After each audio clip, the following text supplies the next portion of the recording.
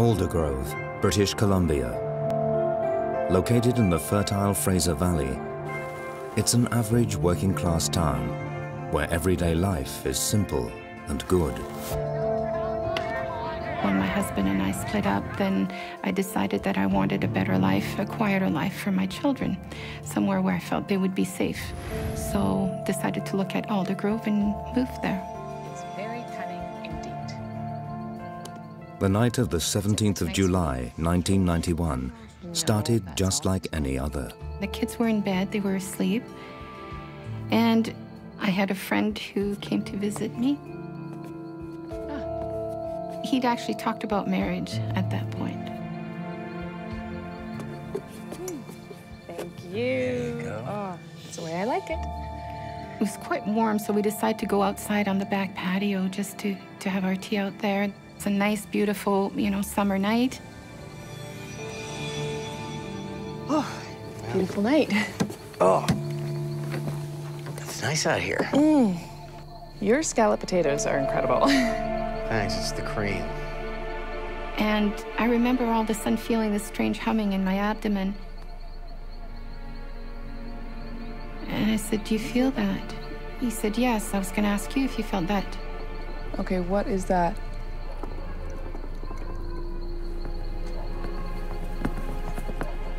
That's weird. And I said, "Look up." Tom. Wow.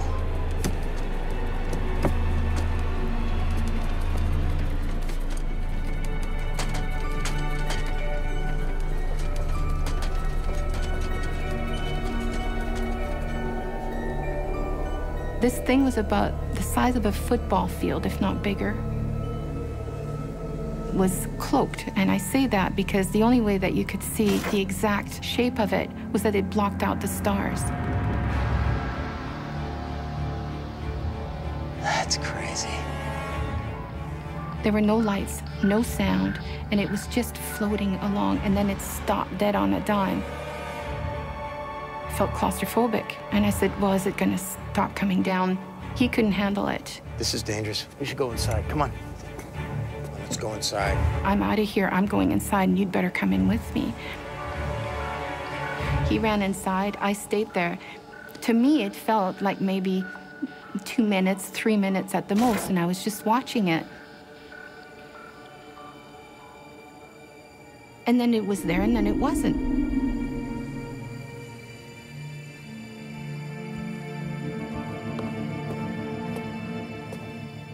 There you are. He just said, "Where have you been? Where'd you go? I've looked all over for you. You've been gone for quite a while." What? I've been right here. I'm watching whatever that was. Listen, I came out with the tea, you left. I said, "I didn't go anywhere." What are you I talking looked everywhere about? for you. I went into the woods. I went to the end of the driveway trying to find you. An hour. I said, "I was outside, just for a few minutes."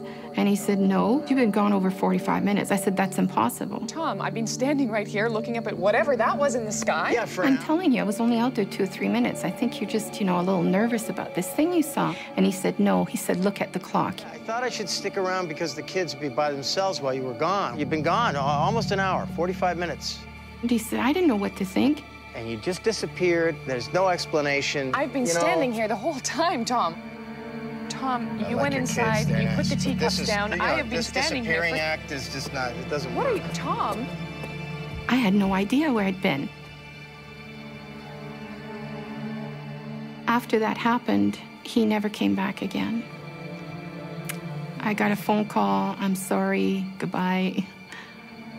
Yeah.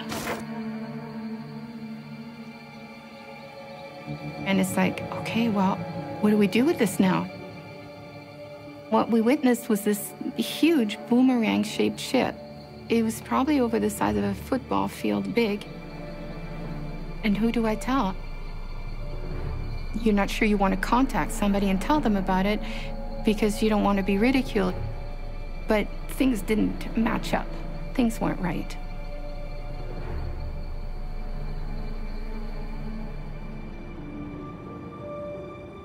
And then the next day, I contacted the planetarium in Vancouver. I said, "Did you get any other calls?" And they said, "No, but I'll put you in touch with Vancouver, UFO Vancouver, BC." And didn't even realize it was such a thing. investigators from the UFO Reporting Center in British Columbia took Karina's case.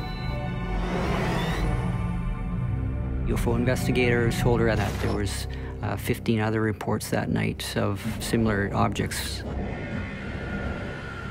I've gone through the records of UFO BC, and we've had about 8 UFO reports of boomerang-shaped craft.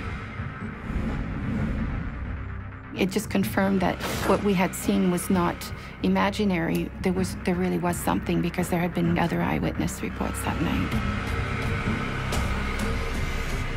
But is interstellar travel possible? Astrophysicist Dr. Jamie Matthews is the mission scientist in charge of Canada's first space telescope. I think it's important to keep in mind that the distances between stars are so vast that if you're traveling in the conventional sense, and if you're restricted by the universal speed limit of the speed of light, 300,000 kilometers per second, it's a high speed, but even at that incredible pace, it takes years to cross the distance between even the nearest neighboring stars. Our fastest space probes would take tens of thousands of years to reach the nearest neighboring star. So if people had a real intuition for interstellar distances, they would probably think more carefully about how likely it is that aliens are traversing those distances to visit us, and how often they would do it. I'm not saying it's impossible, but it's not as easy as it looks.